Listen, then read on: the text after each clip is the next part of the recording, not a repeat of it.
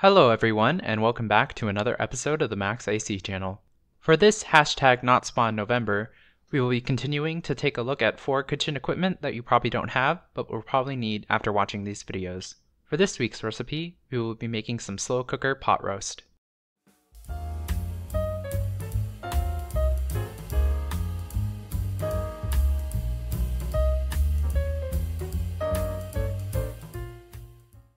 This recipe requires 14 ingredients: some olive oil, a 3-pound chuck roast, some salt and pepper, an onion, some garlic cloves, 1 1/4 cup of beef broth, 2 teaspoons of Worcestershire sauce, some thyme, some rosemary, 2.5 pounds of Yukon Gold potatoes, 1 pound of baby carrots, some cornstarch, and some parsley for garnishing. And of course, you will need a slow cooker. The brand that I have is Aroma, but another good brand is of course Crock-Pot. I went with this one because I got it while I was in college, and it's compact and has all of these extra features in one machine, which is really handy for small dorm rooms. But either works well. In terms of prep, heat up some olive oil in a large pot over medium-high heat. While that's warming up, cut up the onion into thick slices. You don't want to cut them too thin since they will be cooking in the slow cooker. You will also want to mince up some garlic now as well. Once the oil is heated up, pat dry your roast, season all sides with salt and pepper, and then sear it in the pot until browned on all sides. I recommend about 2 to 3 minutes on each side. We're not cooking it just yet, so just focus on getting a nice browning of the entire roast.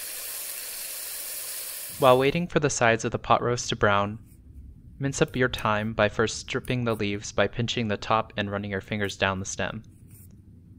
Then chop them up with a knife. Similarly, strip the rosemary leaves and then dice them up as well. Once your roast is fully browned, place it into your slow cooker.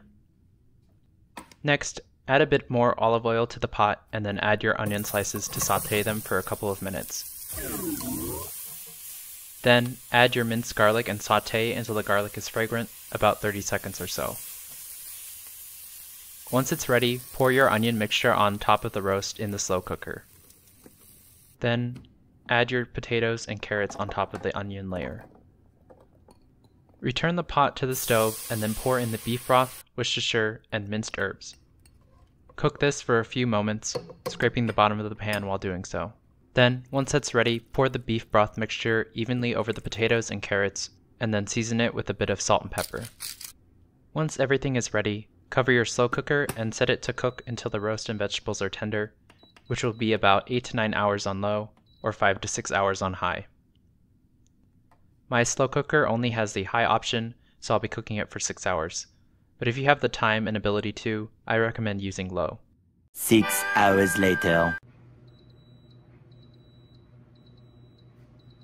Once everything is done cooking, remove the vegetables and roast and move them to a separate container. Then, it's time to shred the roast. After many hours in the slow cooker, this should be really easy to do, only requiring 2 forks. You can also cut the potatoes in half if desired. This next step is technically optional, but it adds a ton of flavor, so I highly recommend doing so.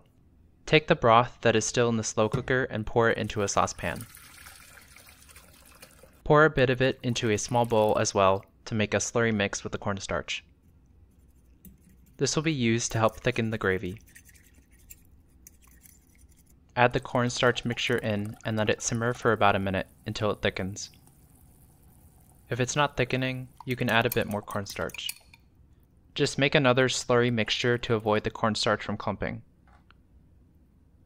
Also, once you move the broth out of the slow cooker, you can place your shredded roast and vegetables back into it to keep the food warm while you make the gravy. Then, once it has thickened to your liking, you can plate your roast and vegetables. Pour the gravy on top and finish it off with a sprinkling of parsley. And with that, your slow cooker pot roast is ready to eat.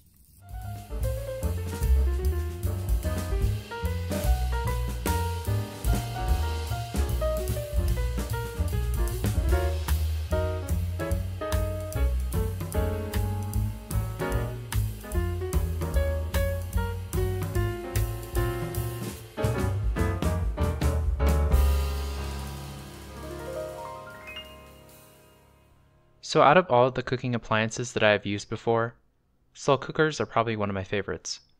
They're just so versatile and easy to use.